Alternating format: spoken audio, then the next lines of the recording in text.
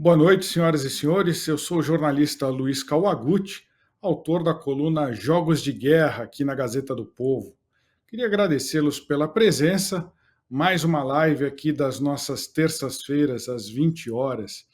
E hoje vamos falar, adivinhe, de Ucrânia.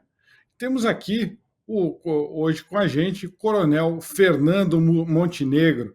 Já está virando nosso habitué aqui. Queria agradecer muito a presença do Coronel Montenegro, que esteve aqui desde a primeira transmissão de Jogos de Guerra e está falando com a gente direto da Grécia hoje. Tudo bom, Montenegro? Opa, tudo bem? Obrigado aí pelo convite de voltar aqui ao canal. Satisfação sempre poder dar a contribuição aqui com meus pontos de vista. Eu agradeço muito.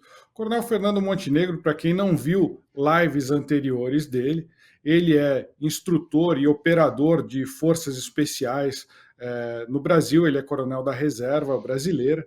Ele fez aí os cursos mais complicados e deu aula nos cursos mais complicados do Exército Brasileiro, como, por exemplo, curso de guerra na selva, curso de comandos. Hoje em dia, ele mora em Portugal. Ele dá aulas na Universidade da Força Aérea de Portugal e está rodando pela Europa atualmente. Ele tá na Grécia. A Grécia, a gente lembra que é um dos principais aí países por onde está chegando armamento para a Ucrânia.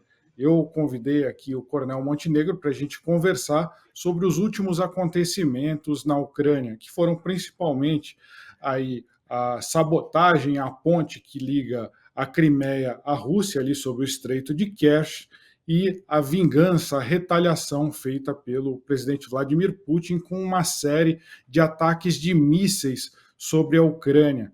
Então, queria primeiro aí, enquanto o pessoal vai chegando, Coronel Montenegro, aí na Grécia, o senhor viu algum sinal aí ou ou as pessoas comentando sobre essa ajuda militar que está chegando à Ucrânia? Porque a Grécia é um dos principais canais, né? Os portos são usados para a chegada de ajuda militar também, né? Eu estou aqui no principal porto da Grécia, na parte norte da Grécia, é o porto de Tessalônica, é a Macedônia grega, tá? Então essa região aqui é uma região aqui bem antiga e ganhou muita importância quando houve a implosão da Iugoslávia. Então, vários países da antiga Iugoslávia, né, a Macedônia do Norte, a Albânia, etc., eles deixaram de usar os portos ali do Mar Adriático, ali na Croácia, e passaram a usar o porto dessa cidade aqui, que é a cidade de Tessalônica. Tá? É uma cidade bem antiga, uma cidade que ela foi fundada por um dos generais do Alexandre, o Cassandro, e depois ela foi ocupada pelos romanos, aí que mesmo atrás de mim tem uma ruína romana aí de 2000 anos, né? Os romanos invadiram isso aqui no ano 168 a.C. E isso aqui, então, era um porto estratégico na antiguidade e continua sendo, mas ganhou muita importância agora, depois da implosão da Iugoslávia, e a cidade cresceu muito nos últimos anos por causa disso. Então, ela passou de 200 mil para 2 milhões de habitantes aí em coisa de 20 anos. Então, o crescimento foi desordenado. E justamente por causa do porto da cidade. Então, é o porto mais importante aqui da parte norte do Mar Egeu. Tá? Aqui, depois, né, que entra o material aqui por Tessalônica, ele pode prosseguir ali por via ferroviária através da Bulgária e depois vai para a Romênia, né? Então, tem várias rotas ali que levam à Ucrânia. Então, é uma rota de entrada desse tipo de armamento que está fazendo o apoio justamente às Forças Armadas ucranianas nesse conflito. Coronel, como é que o senhor está sentindo aí o humor da população? Porque a gente lembra que a Grécia aí foi um dos países que mais sofreu economicamente desde a implantação do euro. E a gente está prestes a ver uma crise energética, com o inverno chegando, preços subindo, inflação subindo. O senhor viu anormalidade aí nas lojas, preços muito altos, pessoas comentando já esse tipo de coisa, ou até demonstrando alguma preocupação do que está por vir aí nos próximos meses? Olha, a Grécia ela não tem esse problema do aquecimento, tá? Então, digamos, essa cidade aqui mesmo, a temperatura média aqui no inverno fica na faixa de 15 graus. Então, eles não têm esse desespero que tem na Alemanha, na Polônia, na Áustria, de aquecimento, tá? Mas, logicamente, isso vai acabar impactando quem precisa rodar, por exemplo, com gasolina, com derivados de petróleo. É uma cidade, por exemplo, aqui na Grécia eles quase não usam, tem uma malha ferroviária aqui ligando a cidade, mas dentro da cidade aqui praticamente o transporte é todo via gasolina e diesel, e não conseguem fazer o metrô porque o sujeito cava um buraco, acha uma ruína e não vai para frente, como se fosse Roma, né? Tô aqui, essa ruína aqui é um exemplo disso, entendeu? Então, algumas profissões são mais impactadas, logicamente. Quem mexe com a parte de transporte, isso encarece, tá?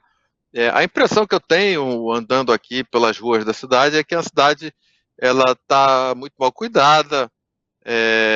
O grego, infelizmente, ele assimilou algumas coisas aí do que a gente vê em algumas cidades brasileiras, né? Particularmente Rio de Janeiro, que eu posso falar aí de cadeira que eu sou carioca, então cidade muito maltratada no tocante aí a cuidar de canteiro, pichação, né? Só aqui, qual é a diferença do Rio de Janeiro? As construções são muito parecidas também, né? Estão mais ou menos na mesma época. É que é uma cidade que ela tem não tem a violência do Rio, não tem favela, né? Não tem áreas controladas por gangues, tem pouquíssimos afrodescendentes aqui, porque eles não fazem parte da composição étnica, e, digamos, uma quantidade considerável de refugiados aí do Oriente Médio vindo para cá, né? Então isso começa a alterar também a dinâmica populacional e também os chineses, né, que estão em toda parte do mundo. Mas agora, voltando aqui para o assunto que você disse do humor em relação à guerra, é, eu não vi nada aqui, as manchetes, é morno, entendeu? É bem morno, tá? A gente vê os noticiários ali criando a narrativa, muito parecido ali com os de Portugal, mesmo tipo de manchete, né? Mesmo tipo de imagem, a CNN com aquela narrativa ali internacional, né? Mas a população mesmo, ela parece que não está muito preocupada, não, entendeu? Com o tocante da guerra, está uma situação aqui de relativa normalidade, tá? Eu peço desculpas na apresentação, não citei. O Coronel Montenegro foi comandante da Força de Pacificação no Morro do Alemão, no Rio de Janeiro, então ele pode falar com muita propriedade dessas comparações com a realidade do Brasil.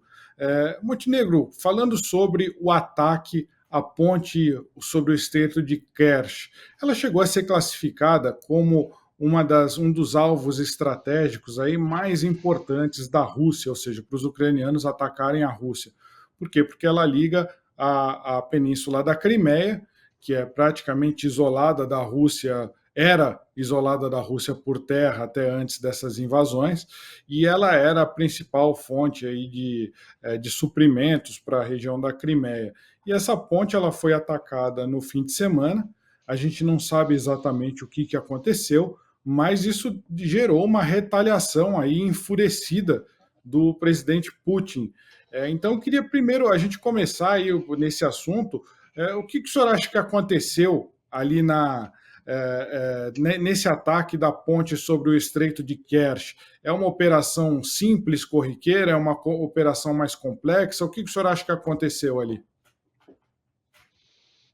Bom, é um alvo realmente, a gente chama isso de obra de arte, né, nas Forças Armadas. Então, é um alvo realmente muito compensador, é um alvo que está no nível político estratégico, tá? E é um alvo sensível que provavelmente os russos estavam com o sistema de defesa bem prioritário em relação a ele. tá? Existem critérios aí para estudo e análise de alvos, né? Tem até um mnemônico, né? O CRAVEP, criticabilidade, reconhecibilidade, eu não lembro agora de cabeça, mas, por exemplo, é um alvo crítico, ele é uma ponte que ela foi construída bem robusta, justamente para poder permitir passar coisas de tudo quanto é tipo de tonelagem. Então, ela permite passagem, sim, de comboios, né, de viaturas ultra pesadas, né, como blindados, carros de combate, caminhões com transporte de carga. Então, ela é uma ponte que passou a ser uma artéria de circulação muito importante para a Crimeia, em que pese que os russos agora já construíram uma ponte terrestre ali, né, passando por Mariupol, mas aquela região ali ainda está instável, digamos assim, né? Essa parte do sul aí ela estava sendo considerada a parte, digamos, mais tranquila. O que eu posso dizer? É um ataque que ele tem que ser muito bem planejado e a gente tem poucos dados para comentar porque a gente só tem o que o russo comenta, né? Então, que foi divulgado aí pelo russo, né, pelos meios de comunicação, é que foi a explosão de um caminhão, tá?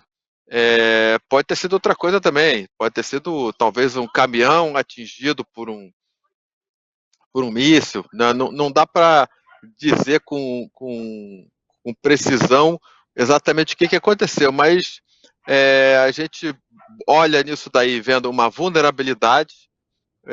Logicamente, já me perguntaram se poderia ter sido a coisa de mergulhador de combate. Não é impossível, mas é muito difícil, porque para você usar uma tropa tipo comandos para fazer isso, né? Seriam os mergulhadores de combate como se comandos fossem, você teria que cada homem levar uma carga de explosivo muito grande para poder fazer algum tipo de dano significativo numa obra de arte com essa robustez, que é uma ponte extremamente robusta, tá? Então, eu acho assim, muito difícil, pouco provável que tenha sido algo de emprego de mergulhador de combate ucraniano, né? Para fazer uma coisa desse tipo. Você tem que se infiltrar, chegar perto dos pilares da ponte, depois você tem que fazer uma escalada com meios artificiais e colocar os explosivos embaixo do tabuleiro da ponte ali, nos locais mais críticos, para poder fazer um efeito. Então, eu acho muito difícil que tenha sido feito mergulhador de combate. No máximo, podem ter, talvez, colocado ali algum tipo de equipamento que provocasse a explosão de algum dispositivo, mas também nada que não pudesse ser acionado à distância, né?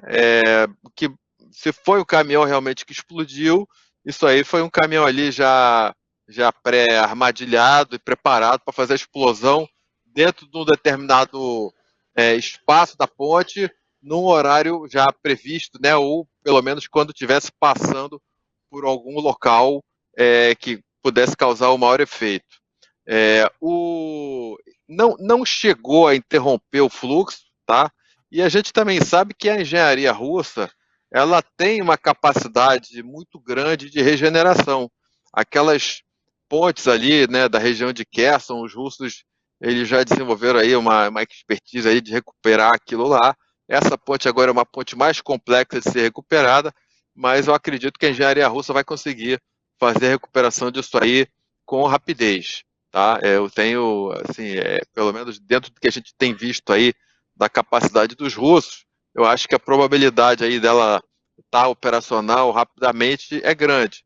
A gente viu também que o Zelensky ele não chegou a assumir a autoria, né? Ele ficou tentando dar a entender. E uma outra coisa que as pessoas têm que ter maturidade é que muitos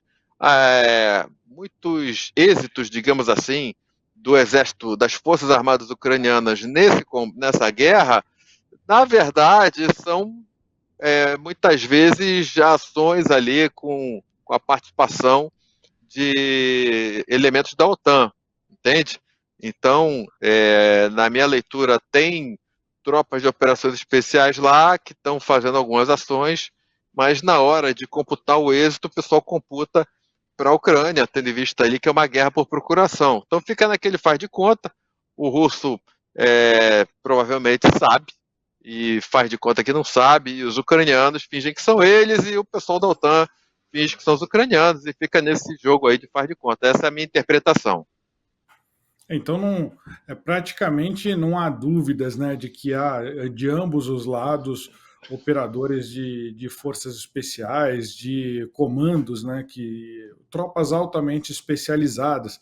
A gente lembra que essa ponte, ela acabou sendo um segmento dela foi destruído, caiu na água, então ela está com uma capacidade reduzida de tráfego ali, o tráfego pesado não está passando, e ela tem uma ponte ferroviária também que também está com o tráfego interrompido. Então foi um ataque aí de grandes proporções em relação a essa ponte. Isso me lembra do afundamento do cruzador Moscou no dia 4 de abril pelas forças ucranianas. Eles utilizaram uma combinação aí de drones e mísseis feitos pela própria Ucrânia, supostamente, e afundaram o navio Capitânia da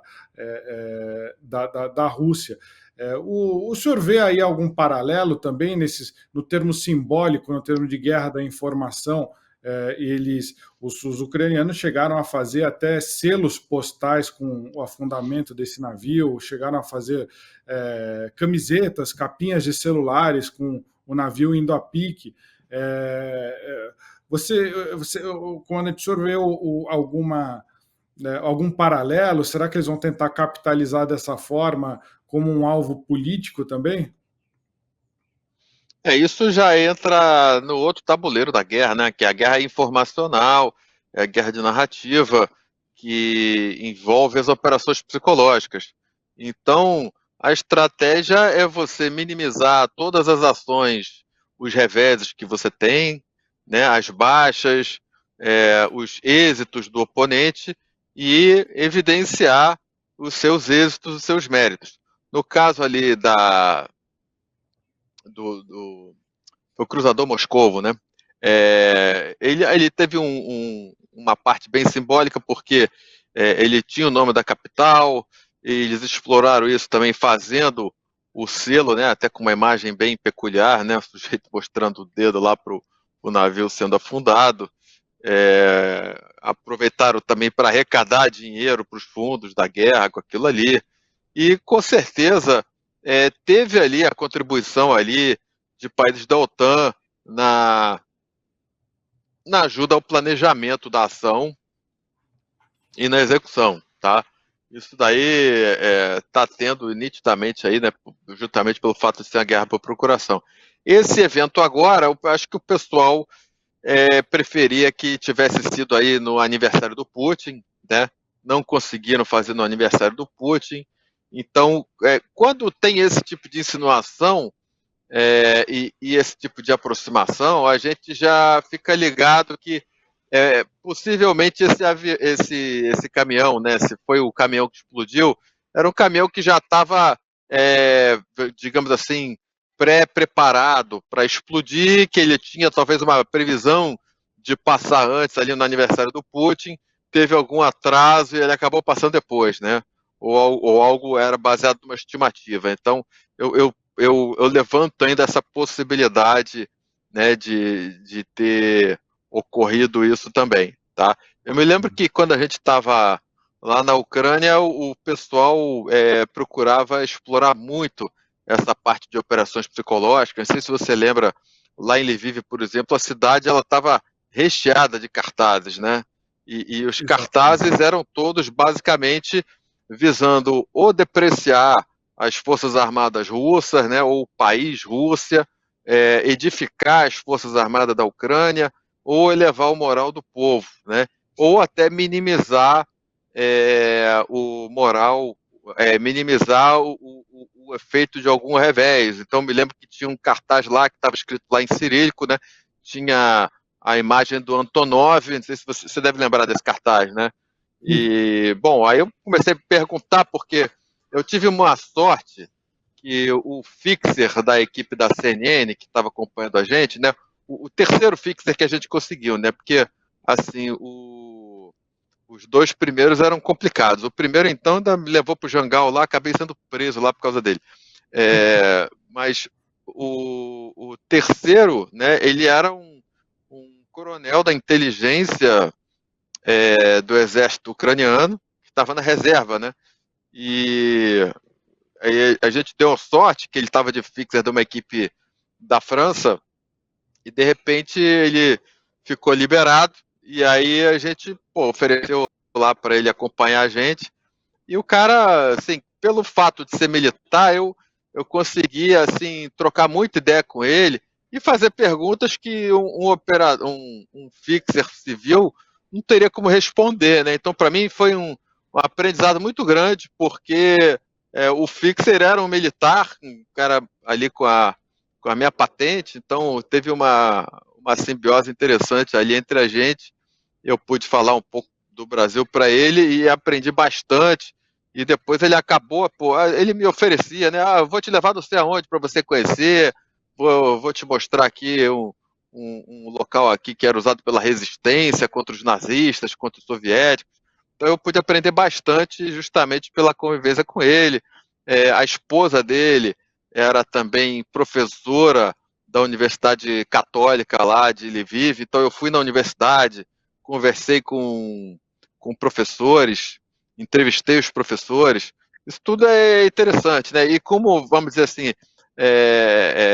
o tema da minha tese de doutorado também vai nessa direção, né, de estudo dessa guerra, então, para mim, é bem positivo aí esse tipo de interação. Coronel, vamos falar em seguida aqui sobre as consequências desse ataque à ponte. Mas antes, eu queria aqui agradecer a presença do telespectador que está sempre aqui com a gente, a nossa comunidade de jogos de guerra. Infelizmente, aí por razões logísticas, principalmente minhas, a gente não pôde gravar essa live ao vivo, então eu peço desculpas a gente não responder aí as perguntas, mas na próxima live, semana que vem, com certeza vamos tentar responder aqui bastante coisa. Eu queria também aproveitar para dar um recado da Gazeta do Povo. Bom, gente, esse é o momento para estar bem informado sobre os próximos passos que vão definir o rumo do Brasil e escolher um jornal que defende de verdade os seus valores. Por isso, eu tenho um convite para que você comprove a cobertura da Gazeta do Povo, que você comprove que ela é a melhor do país. A minha proposta é a seguinte: você assina a Gazeta do Povo, paga apenas R$ 1 por mês nos primeiros 3 meses e pode cancelar quanto quiser. Tudo que você precisa fazer é clicar no link da descrição aqui desse vídeo. E vamos acompanhar aí em seguida um vídeo que mostra mais detalhes sobre essa oferta especial. Essa é a oferta exclusiva que estamos liberando para você nos seus primeiros 3 meses de acesso. Faça agora a sua assinatura e descubra com R$ 1 porque a Gazeta é o jornal que pensa primeiro no Brasil.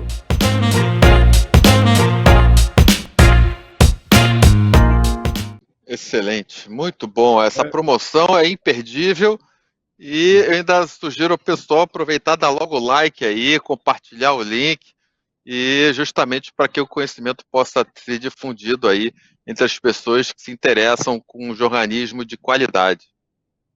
Isso aí, muito obrigado, Montenegro. É isso mesmo. Você também terá acesso aí, além da nossa cobertura, que é a Jogos de Guerra, ela é uma live gratuita, mas a gente depende aí dos assinantes para continuar com essa estrutura. E além disso, o nosso quadro de colunistas tem, além de mim, nomes como Alexandre Garcia, Constantino, Fiuza, Guzzo, Lacombe, entre tantos outros. Mas vamos voltar aqui ao nosso assunto do dia. O que causou Montenegro muita inquietação foi a resposta da Rússia sobre os ataques, sobre o ataque a essa ponte. Na segunda-feira, a gente teve mais de 75 mísseis que foram lançados contra as mais diversas regiões da Ucrânia. Teve pelo menos 12 mortos e foram ataques deliberadamente contra áreas civis. Eu acho que não havia tido, bem no início da guerra, havia tido ataques de mísseis, por exemplo, na região central da capital Kyiv. Eu vi ali as imagens do um míssil que atingiu, por exemplo, a ponte de vidro. Quando eu estava ali hospedado em Kyiv, a gente passava sempre próximo daquela região, a região do Parque Shevchenko, e é onde, assim, muitas pessoas fazem caminhadas, fazem exercícios, é uma região muito bonita da capital ucraniana, e eles deliberadamente atingiram. Quando o cruzador Moscou foi a pique, eles fizeram pelo menos os russos fizeram 3 dias de retaliação, mas eram praticamente contra alvos militares, que eram fábricas de blindados, fábricas de foguetes e instalações militares. Agora não, agora foram. A Ucrânia diz que desses 75 mísseis, eles conseguiram abater no ar pelo menos metade, mas a outra metade conseguiu atingir aí cidades muito importantes, como Lviv, Kyiv, Vinnytsia, Kharkiv, Sumy, diversas, Dnipro. Então eu queria te perguntar, Montenegro, ele está atacando civis. Isso ele mudou, o Putin mudou o seu padrão, ele agora está cometendo o que a gente pode chamar de crimes de guerra. Ele está tentando, a ideia dele é incutir aí o terror na população. Como que você vê essa resposta dele? Bom, é lógico que sabendo como é a Rússia, isso não ia ficar barato, né? Então, o Putin jamais iria permitir sofrer um ataque desse tipo, que nesse caso ele atinge sim a população russa, né? Se não me engano, eu acho que 3 carros, ou sei lá, alguns carros caíram na água ali quando teve a explosão e tinham civis dentro do carro. Então, ele, digamos assim, dentro do entendimento dele, os civis russos foram atacados, né? E ele resolveu fazer um ataque sem considerar esse critério, tá? Vamos considerar uma coisa aqui sem paixões. Quando se trata de grandes potências, tá? Essa parte de cumprimento de leis internacionais, de direito da guerra, ela acaba sendo muito relativizada, tá? Então, isso é um panorama que é criado aí justamente quando você quer tirar alguém do poder em algum país, né? Quando você tem uma supremacia que você consegue destronar alguém. Agora, quando é uma potência, né, ainda mais uma potência nuclear, a pessoa faz e aquilo vai ficar por isso mesmo, entendeu? Já tem aí várias narrativas, desde o começo da guerra aí, criticando o Putin, que ele é prisioneiro de guerra. Tá, quem é que vai lá prender o Putin, entendeu? Então, o Putin, dentro da estrutura de poder que tem dentro da Rússia, ele não está muito preocupado com o que vão dizer, tá? Até porque a Rússia já está sendo satanizada desde o começo desse conflito. Eu quero lembrar que essa escalada aí de desgaste, né, já estava em guerra a região do Donbás ali, né, desde que teve aquela revolução Maidan, que o presidente da Ucrânia foi deposto e foi ejetado lá para a Rússia. Quando aconteceu aquilo ali, os russos apertaram um botão e acionaram uma guerra irregular dentro da Ucrânia, que já estava preparada, porque é um tipo de guerra que demora para ser desencadeada. Então eles desencadearam isso daí, e aí desde então, desde 2014, eu me lembro que lá no cemitério de Lviv, que eu fui visitar, tinha tumbas lá desde 2014, de soldados ucranianos. Então essa região ali, a anexação da Crimeia, aquilo ali já é uma coisa que vem desde 2014. Mas o russo, você sabendo como ele age, ele já era o bicho-papão aí, já era o malvado. Basicamente, o que ele desencadeou no início dessa guerra foi uma guerra mais cinética, né, com invasão de forças regulares. Você olha o Putin dentro do pretexto dele, ele sabe que tudo que ele fizer vai aparecer como coisa ruim. Então, basicamente, eu acho que ele faz as coisas dando satisfação para o povo russo e não para a OTAN, entendeu? Eu fico com essa percepção. Eu concordo contigo. Eu acho também essa questão. Ele deu motivos para ser visto aí como o bicho-papão, né? Desde a Segunda Guerra Mundial, a gente não tinha guerras com o objetivo de anexação. Eu concordo com esse ponto de vista pragmático, mas eu acho que a gente também tem que lembrar um pouco do ponto de vista ideológico, que é com a Carta da ONU, após a Segunda Guerra, as guerras que eram feitas para anexar outros países, que são extremamente penosas para a população, porque acarretam geralmente em despopulação de áreas, ou seja, ataques a diversas áreas para que a população saia de lá deliberadamente, ou transferência de outras populações, transferências forçadas de populações. São guerras de anexação, são muito penosas para o povo que habita essas regiões, né? E elas haviam sido banidas desde a Segunda Guerra. E se o Putin vencer essa guerra, o que o mundo está falando é, olha, a gente aceita aí que volte a ter guerras de anexação, o que é uma coisa muito perigosa se o Putin vencer. Mas, dito isso, a gente não pode, claro, só pensar nessa parte ideológica, a gente tem que pensar aí na parte pragmática, como o Coronel Montenegro colocou muito bem. Mas eu queria explorar contigo, Montenegro, essa questão de como esses ataques aqui, a Rússia, ela estava...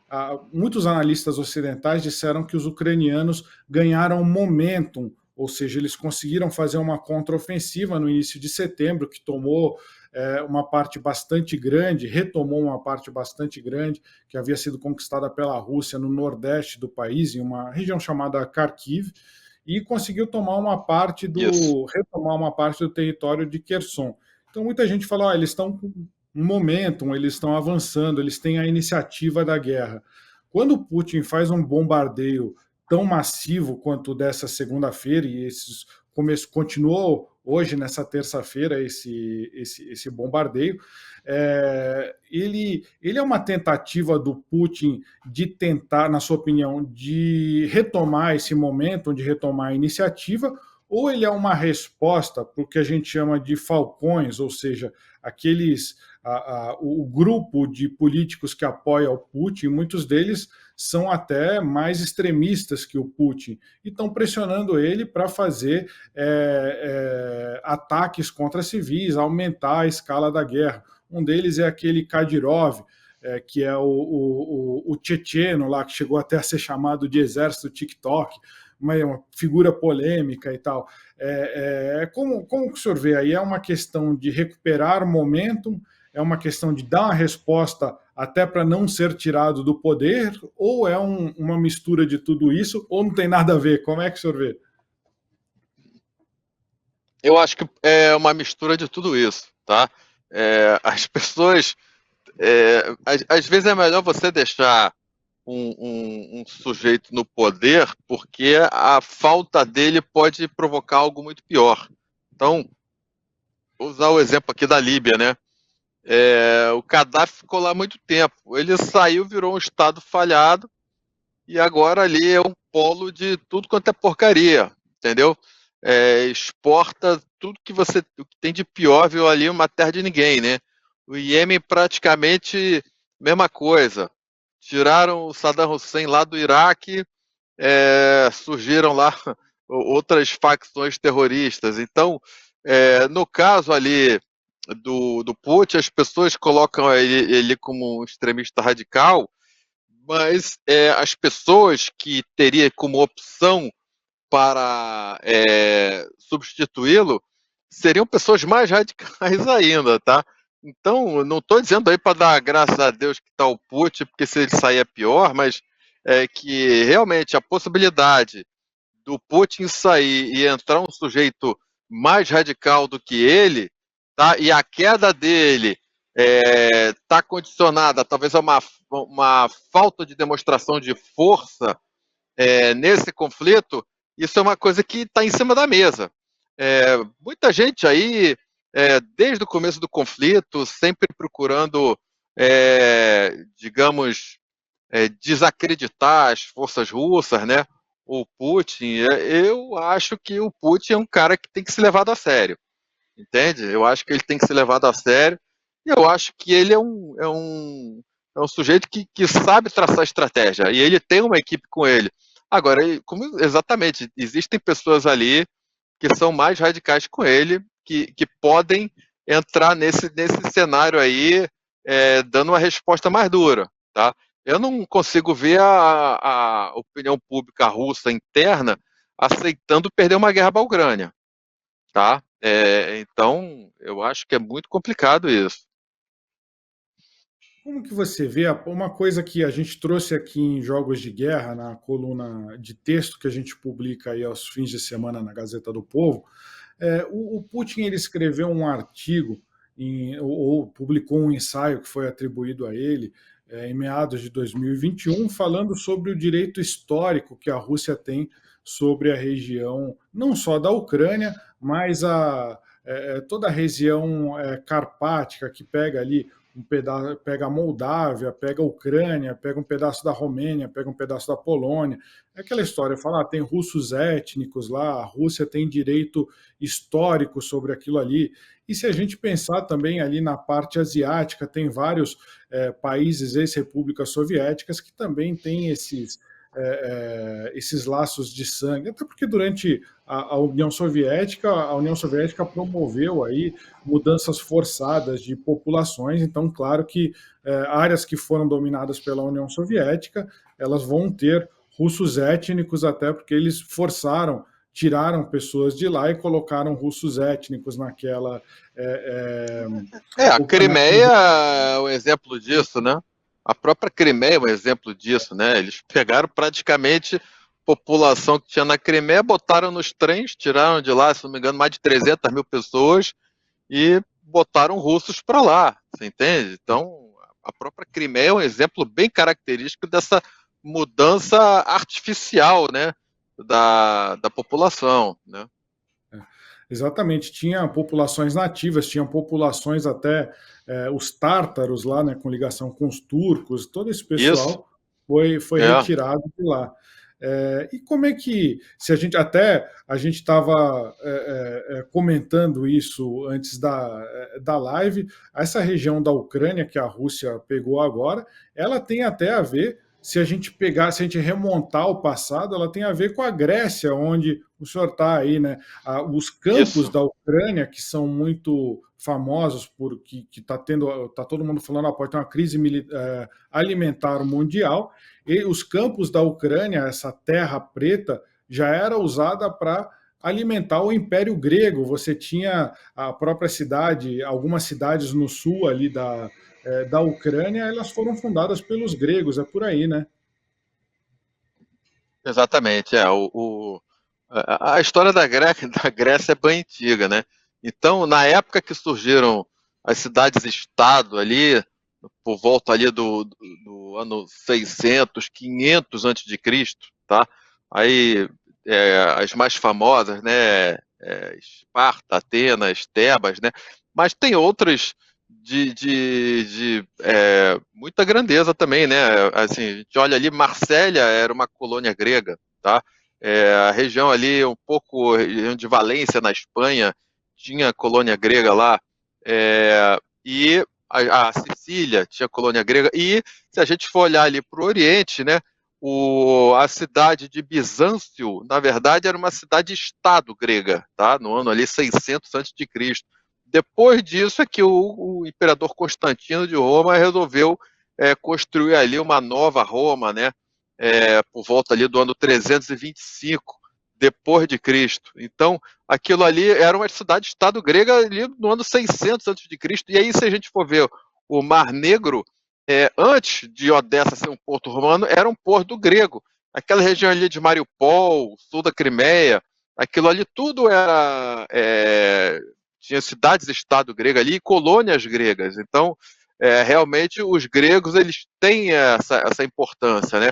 Só que a Grécia é um país que ele voltou a existir em 1831. Para o pessoal ter uma noção, a Grécia ela tem aquele auge ali que a gente estuda, né, em livro de história da antiguidade, só que no ano 168 a.C., a Grécia foi invadida pelos romanos, e aí então ela passou a integrar o Império Romano, depois dividir o Império Romano, passou a ser Império Romano do Oriente, aí mudou o nome, passou a ser Império Bizantino, depois ficou 1000 anos como Império Bizantino, depois foi invadida pelos otomanos, ficou Império Otomano por 350 anos, ou seja, a Grécia em si é um país que deixou de existir por 2000 anos e teve mantida a sua identidade cultural por 3 fatores, tá? Um foi o alfabeto grego, né, o idioma grego, e a outra coisa interessante foi a Igreja Ortodoxa, né? Então, por conta da cristianização, né, do Império Romano, depois do Império Bizantino, isso passou a ser uma identidade deles, né, a Igreja Ortodoxa, né, e até é curioso a gente comentar, a Igreja Ortodoxa ela tem um símbolo que é uma herança de Bizâncio, é a águia de 2 cabeças, que está presente na bandeira russa, tá? E também não é à toa, porque a sobrinha do último imperador do Império Bizantino, ela casou com o czar, né? Acho que foi o Ivan III, se não me engano, e aí ele se auto-intitulou herdeiro do Império Bizantino e colocou a águia de 2 cabeças na bandeira da Rússia, e é por isso que ela está lá até hoje, né? Foi retirada na época da União Soviética, mas voltou ali agora. Agora não tem o brasão, mas na bandeira propriamente dita, mas o brasão da Rússia ele é a águia de 2 cabeças, né?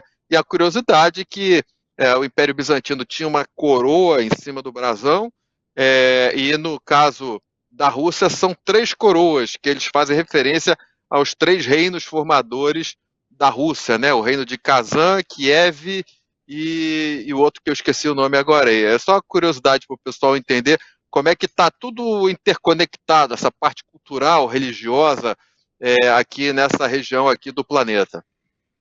É engraçado que a Grécia nunca resolveu invadir a Ucrânia para libertar aí os seus cidadãos gregos, né? É engraçado quando a gente estava, para quem não acompanhou aqui as outras lives de jogos de guerra, eu e o Coronel Montenegro nos encontramos ali na Ucrânia no início da guerra. E a única refeição que a gente conseguia comer quente à noite era o kebab grego, né? Que é o churrasquinho grego, que o pessoal no Rio e São Paulo aí deve conhecer muito bem. Então a influência grega é muito grande lá, mas a gente não vê os gregos tentando invadir a Ucrânia, assim como a gente não vê os ingleses... Mas os gregos são parênteses, tá? Os gregos, eles tentaram, tá? Os gregos, eles tinham essas colônias espalhadas aí pelo mundo, e tem uma região ali da Turquia, né, que tinham colônias gregas ali há milhares de anos, você entendeu? Mesmo na época do Império Otomano, isso foi mantido essa identidade. Quando os gregos recuperaram ali a independência do Império Otomano, né, em 1831, eles foram expandindo depois para o norte. Essa cidade aqui mesmo, ela só passou a ser grega em 1912, quase 100 anos depois da independência da Grécia. Agora, quando acabou ali a Primeira Guerra Mundial, o que aconteceu? O Império Otomano ele foi implodido, né?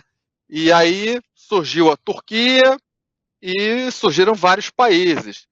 A Turquia, né, na minha leitura, com um certo rancor da Grécia, e porque tinha tomado um prejuízo muito grande ali, né, deixou de existir Império Otomano e passou a ser Turquia, a Turquia resolveu expulsar essas colônias gregas ali, da parte sudoeste da Turquia. E a Grécia, por sua vez, aproveitando que a Turquia estava no prejuízo, resolveu tomar aquele estreito ali, não sei se acho que é o estreito de Bósforo, entendeu? É o mais ocidental, né? São 2 estreitos ali, né? A Grécia resolveu tomar aquele estreito, ocupar aquela parte, digamos, mais ocidental da Turquia e dizer que aquilo ali era a Grécia, entendeu? Então teve uma guerra, foi ali em 1922, essa guerra foi o maior esforço militar que a Turquia teve na história dela, né, mais até do que a expulsão dos nazistas na Segunda Guerra Mundial, que ela foi invadida pelos italianos, depois pelos alemães, né? Então a Grécia, sim, ela ainda tentou ir ali, mas o resultado disso é que ela tomou um cacete da Turquia, assim no português claro, tá? A Turquia ainda era uma potência militar, expulsou ali milhões de gregos culturais, né? E aí essa parte aqui do norte da Grécia, ela teve um problema muito sério aqui com imigrantes, entende? Porque eles não tinham estrutura, então as igrejas aqui, elas passaram todas a virar abrigo de pessoas que tinham sido expulsas da Turquia, né? E aí com isso a Turquia meio que unificou ali culturalmente o território dela, e a Grécia nesse período ela teve uma lição muito dura, tá? Então assim, a Grécia já tentou realmente anexar colônias ali, etc., mas tomou um cacete foi em 1922, né? E agora eles pararam quieto, né? E agora tá esse discurso tá rolando aí, né? Porque assim, você tem que saber onde é que você se mete, entendeu? Arrumar briga com potência, superpotência é um negócio complicado, né? Então, você brigar com o russo ainda, que não tem muita preocupação com essa parte de comunicação social para fora do país, e ficar bem na foto com a OTAN, né? É uma coisa que eu acho que dificilmente vai trazer um bom resultado. Não, muito bem colocado. O Coronel Montenegro sempre botando os nossos pés no chão aqui novamente. Mas a partir desse raciocínio, Montenegro, então tem a ver com a potência. Não é que elas não queiram reaver eventualmente territórios perdidos, falando genericamente de países, mas tem a ver com o seu hard power, com o poder que ela tem para impor isso a outras nações, né?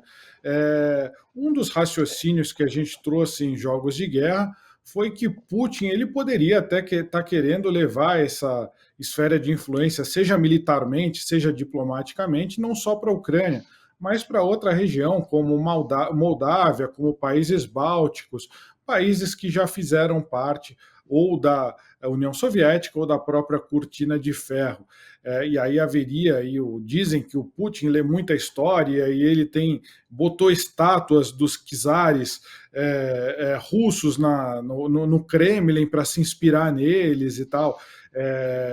Eu vejo particularmente, principalmente a partir desse ensaio que ele publicou, ele falando que a Rússia tem direito de proteger esses russos étnicos, que foram botados até artificialmente em vários outros países, mas isso remete, por exemplo, à situação no começo da Segunda Guerra, quando a Tchecoslováquia, os alemães, eles reivindicaram ali uma parte da Tchecoslováquia que tinham chamados alemães étnicos. Até tinham mesmo, mas que era ali na fronteira entre os dois países, mas os países ocidentais, aí principalmente a França, com o Neville Chamberlain, o Daladier da França, aliás, Chamberlain da Grã-Bretanha, Daladier da França, aí teve o Mussolini, que estava mais do lado do Hitler, eles se reuniram e falaram, não, vamos dar um pedaço da Tchecoslováquia para a Alemanha, para ver se eles ficam satisfeitos e não invadem mais nenhum país, aí a gente evita a guerra no continente. E eles deram a parte que estava mais protegida, que poderia ter levado aí muito esforço alemão para conseguir invadir aquela região de montanhas ali para passar da Alemanha para a Tchecoslováquia. Eles poderiam ter tido muitas bases, mas eles simplesmente ganharam numa bandeja e acabaram tomando toda a Tchecoslováquia. E disso, todo mundo sabe a história, o Hitler acabou tomando aí a Europa. Você acha que a gente pode fazer um paralelo? Muitos analistas dizem que há um paralelo e que dessa vez a potência com pretensões de tomar outros territórios, a Rússia, ela está sendo contida ali na Ucrânia para não conseguir tomar aí uma série de territórios como os alemães fizeram na Segunda Guerra. O que você acha desse paralelo? Olha, é um paralelo interessante, e você estava contando agora essa história da Tchecoslováquia. Eu visitei mês passado, 2 meses atrás, o Museu do Comunismo em Praga, tá? E Praga é uma cidade interessante, que é uma cidade belíssima, e ela está super bem conservada porque ela não foi bombardeada na Segunda Guerra Mundial justamente por causa disso. Porque, literalmente, ela não foi... praticamente, o presidente da Tchecoslováquia, ele nada fez, tá? Inclusive, até esse Tratado de Munique que você está comentando aí, o presidente da Tchecoslováquia, ele chegou aí para Munique, né? Ninguém convidou ele para ir para a conversa, então os diplomatas, né, e chefes de Estado se reuniram ali, conforme você falou, o Chamberlain, né, Daladier. o Hitler, o Daladier, o Mussolini, tá? Eles se reuniram no hotel e o presidente da República da Tchecoslováquia ficou no hotel do lado, tá? E aí ele querendo participar, falaram que ele não era para ele ir, e quando acabou a reunião informaram a ele, a gente resolveu aqui que a Tchecoslováquia aí vai ser anexada ali, porque que a Alemanha vai entrar lá para proteger os seus cidadãos, né? Então foi exatamente assim que aconteceu, e depois eu não vou dar muito spoiler, porque quem for a Praga, eu sugiro muito que vá lá visitar o Museu do Comunismo. Basicamente, eu estou contando isso para que o pessoal entenda que a Tchecoslováquia, ela escolheu ser comunista após o final da Segunda Guerra Mundial, diferente da Polônia, tá? E ela escolheu porque a população se sentiu traída. Então, o presidente deles, que fugiu para o Reino Unido, quando acabou a guerra, ele voltou. A população pegou ele e fuzilou. E o outro político que tinha ali alguma relevância, que era o chefe do Partido Comunista, ele pegou e fugiu para Moscou. Quando ele voltou para Praga, ele teve o apoio de Moscou e se elegeu, né, o presidente lá, primeiro-ministro, não lembro, da Tchecoslováquia, tá? Então a Tchecoslováquia, ela escolheu ser comunista porque ela se sentiu traída pelos países do Ocidente. Então, assim, a Polônia também foi traída, tá?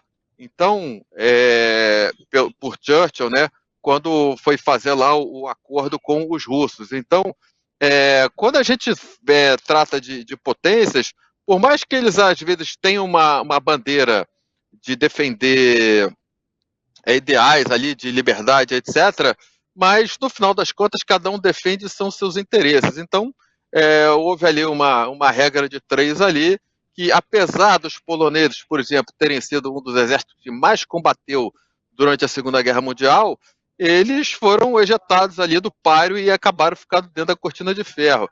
Mas qual foi a pergunta mesmo que você fez ali? Eu derivei agora. Um paralelo com a Tchecoslováquia. Então, o paralelo que eu falo é o seguinte: manda que pode, obedece quem tem juízo, tá? Quando você está tratando de potências militares, eles não estão muito preocupados em respeitar nada.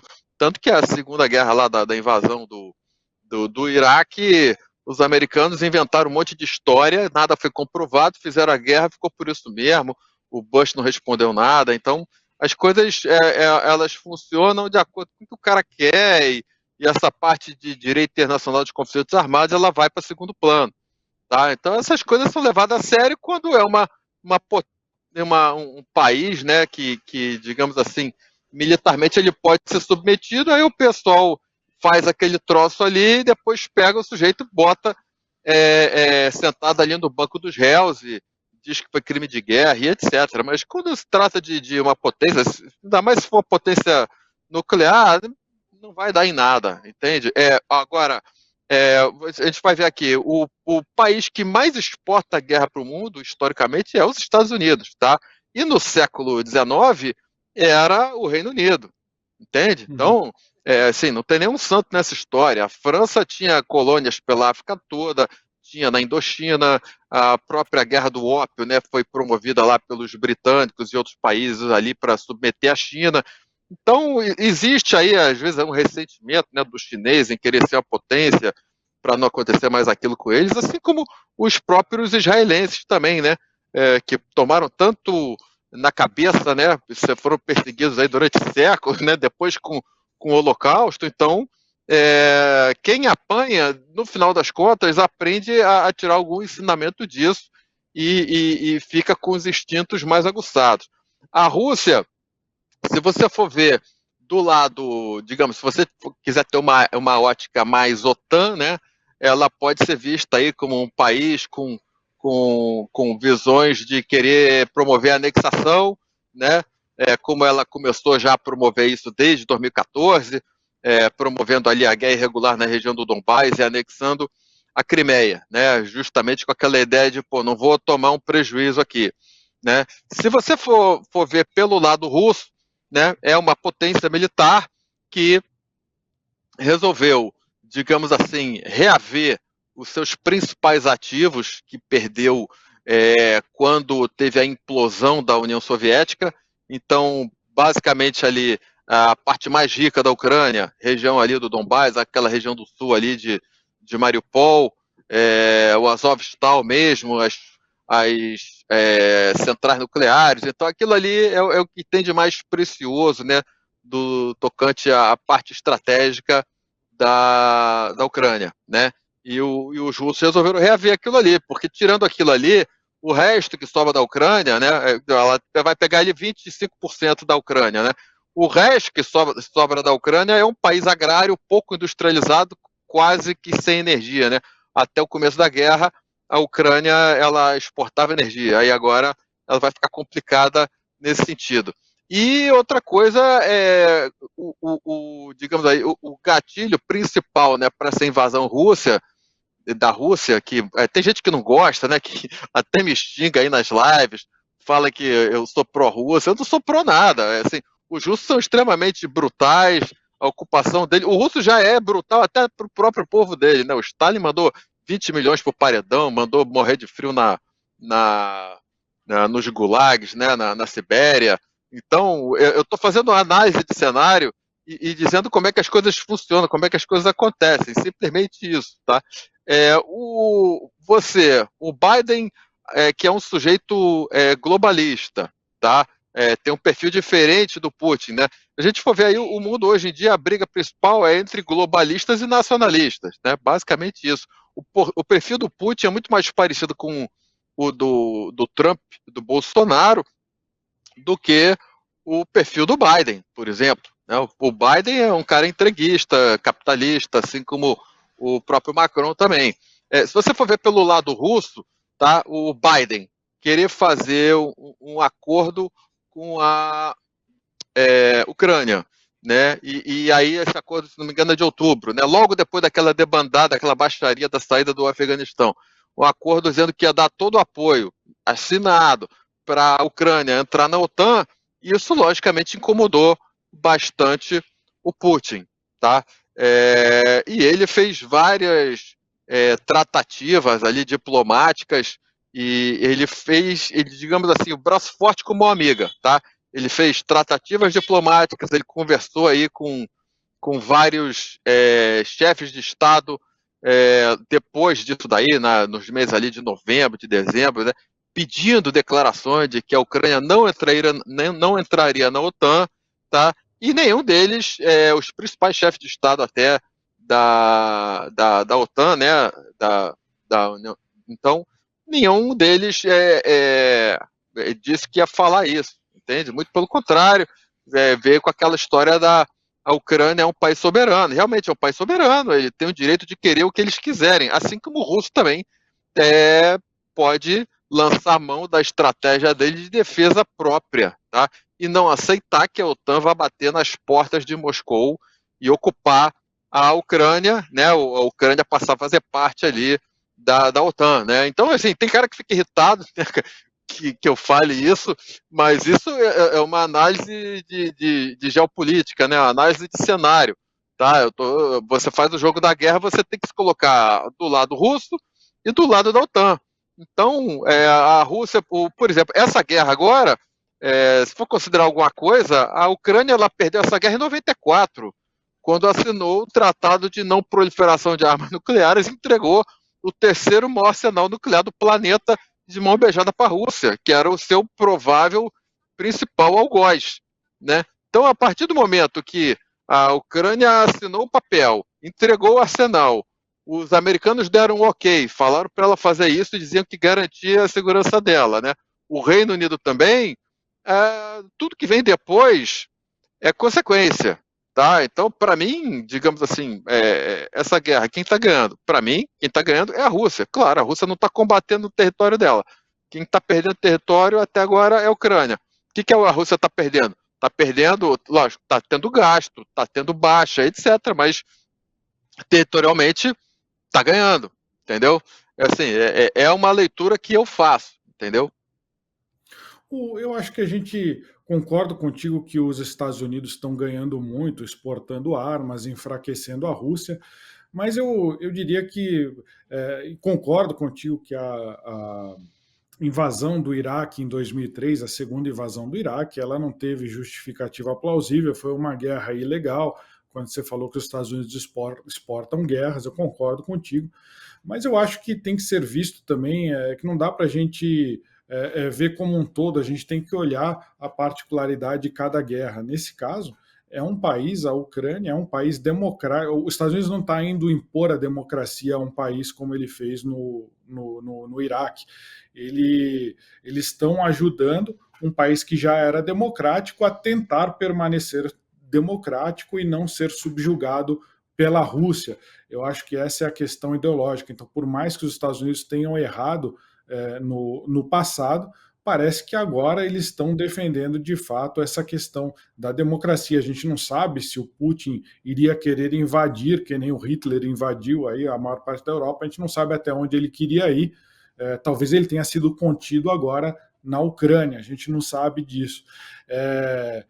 Passar a palavra a você sobre isso também, mas Não, sobre isso, assim, o que eu acho interessante é o seguinte, aqui, você defender democracia, particularmente se você está falando das potências ocidentais, eu digo para você que eles defendem a democracia quando é conveniente para eles, porque eles já apoiaram vários ditadores. O próprio Saddam Hussein, quando era interessante, ele era apoiado pelos americanos, entende?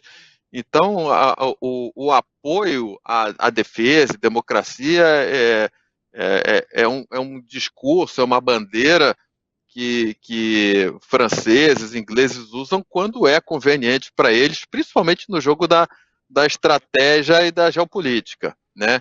Então, isso é um fato, tá?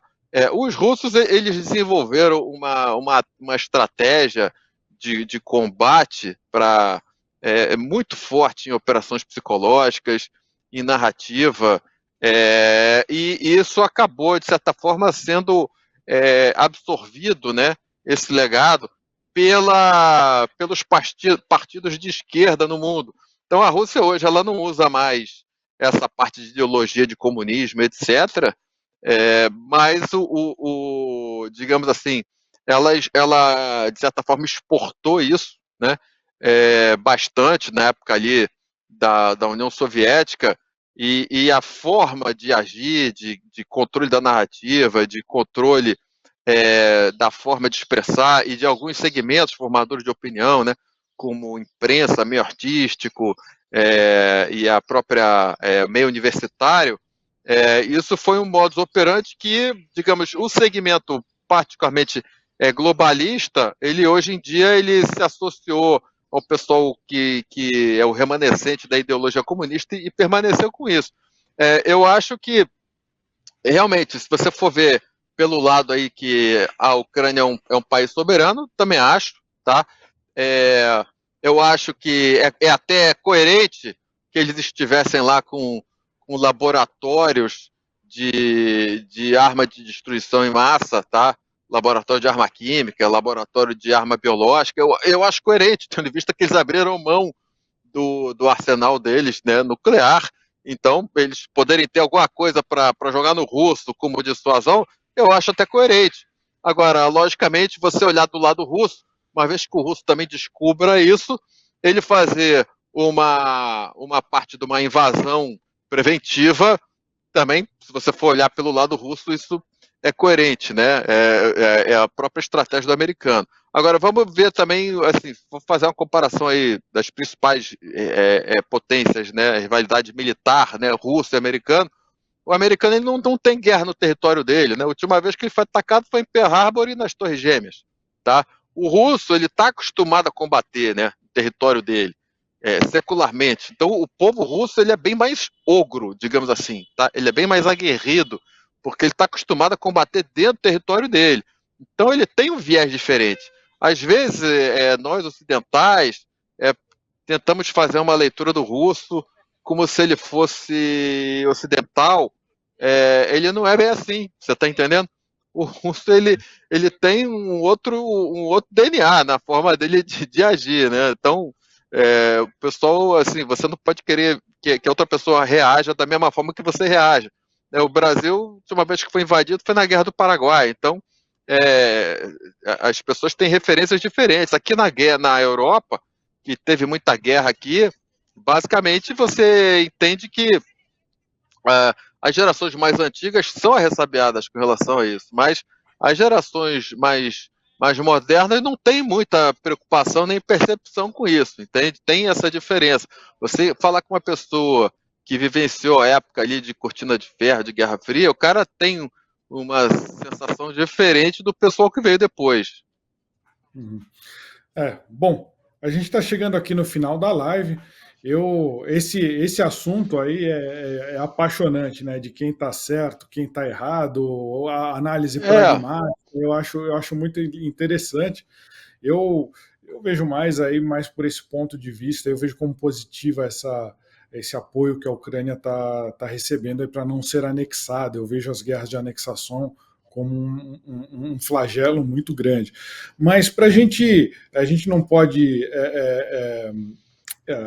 ultrapassar muito o horário. Eu queria te perguntar, a gente teve segunda-feira e terça-feira agora, hoje, muitos ataques aí contra a Ucrânia. Eu queria trazer um pouco para o lado humano. Eu e você tivemos lá, a gente lembra o que eram aquelas sirenes antiaéreas, e quando que alerta... E a gente tinha que correr para os abrigos, né? Isso, a gente tinha que correr para abrigo toda hora. Acaba com o psicológico. Eles estavam tentando retomar uma vida normal e agora já está todo mundo escondido em metrô de novo. Como que você vê aí para frente? Você acha que alguma coisa que o Putin ele deu o recado dele e vai parar? Ou agora até com um novo comando, com um general aí um oficial general da área aí mais ligada à Força Aérea, esses ataques de mísseis pelo país inteiro, você acha que podem se tornar uma constante na guerra agora, ou ele só deu um recado, apaziguou lá os extremistas russos e a guerra segue naquele padrão anterior, mais de atrito, uma coisa mais voltada ao campo de batalha e não às cidades? Como que você vê aí o futuro? Eu acho que não vai fazer isso virar um padrão, não, né? Do mesmo jeito que isso aconteceu, né, na época que a gente estava lá bastante, né? Tinham, inclusive, né, informantes russos dentro das cidades, né? Vários foram presos, né? Foram capturados, pessoas fazendo transmissões, e até mesmo aquela precisão de ataque dos mísseis russos contra alvos era porque os alvos estavam sendo iluminados por espiões russos, né? Agora, digamos assim, porque tinham alvos que estavam escondidos ali no meio da cidade.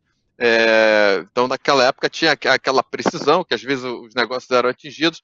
Eu acho que ele quis fazer um terrorismo ali agora com a população ucraniana, né? Para mostrar justamente que se a população russa for atingida, que ele também se sente no direito de atingir os civis ucranianos, né? E vai continuar nessa guerra de narrativa. Aqui no Ocidente a gente vendo uma bolha aí do que a OTAN quer dizer, do que o Zelensky mostra, e dentro da Rússia o Putin, né, e a comunicação social do governo russo mostrando lá o que interessa para eles. Só lembrando, pessoal, que na guerra informacional, né, na guerra de narrativas, o centro de gravidade é a conquista da opinião pública. Então, a opinião pública, na verdade, ela é o resultado do somatório dos vetores de informação que a população recebe. Então, quando você aqui, por exemplo, onde eu estou na Grécia, aqui do lado da OTAN, praticamente é cortado todo o envio de informação de viés favorável à Rússia. Então, a tendência da população aqui é só ter acesso à informação com viés, digamos, denegrindo a Rússia e dizendo que a OTAN tá vencendo, ou que a Ucrânia é coitadinha, tá? E dentro da Rússia você multiplica isso tudo por -1. Então essa é a guerra informacional. Isso é só um dos tabuleiros da guerra, né? Então essa guerra é jogada em vários tabuleiros, né? Tem a guerra informacional, tem a guerra econômica, né? Tem as sanções, o embargo de petróleo, essas coisas aí. Tem a guerra irregular, tem várias guerras aí ao mesmo tempo no mesmo tabuleiro. Por isso que chama de guerra híbrida. Perfeito. Montenegro, muito obrigado por vir conversar aqui com a gente. Agradeço muito, o Montenegro nos atende aí no meio de sua viagem aí à Grécia. Queria agradecer a presença dos telespectadores, passar a palavra aí para você se despedir para a gente encerrar aqui a live. Bom, pessoal, obrigado pela audiência. Aproveita aí, se você chegou mais tarde aí, deixa o seu like, tá? Compartilha o link do vídeo para que outras pessoas possam aí ter acesso aí às considerações que eu estou fazendo, ao que anda acontecendo, tá? Justamente para que o conhecimento e a informação possa ser disseminada. E as pessoas que às vezes ficam irritadas aí, eu estou fazendo uma análise, não é pessoal, né? Tanto que eu converso com o Cavagutti aí, eu tô fazendo exposição de fatos que acontecem, que estão em cima da mesa, tá?